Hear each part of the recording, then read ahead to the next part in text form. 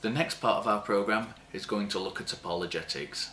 Britannica.com calls apologetics the intellectual defence of the truth of a Christian religion, usually considered a branch of theology, although a wider definition applies broadly to any kind of belief or religious doctrine. There are many different branches of apologetics. They have varied greatly throughout history. They've varied greatly depending on religion or idea that they're defending, and we're going to have a look at all of these in future episodes. What we're going to concentrate on today, however, is the branch, probably the most popular branch at the moment in skepticism, and that is philosophical apologetics. These come in various forms, the most popular of which are probably the teleological argument, arguments that claim that the world is evidence of design and design is evidence of God.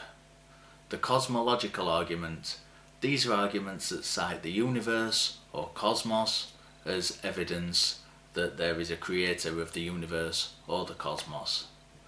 The ontological argument, the argument that the only way we can imagine a being as powerful as God is if God actually exists. The moral argument, the argument that if there is absolute morality, then there must be a being who gives us that morality.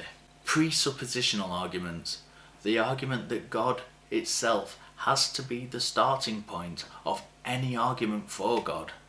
For example, God has to exist or we can't even begin to have the conversation. And transcendental arguments, the argument that because we can reason, there has to be a God.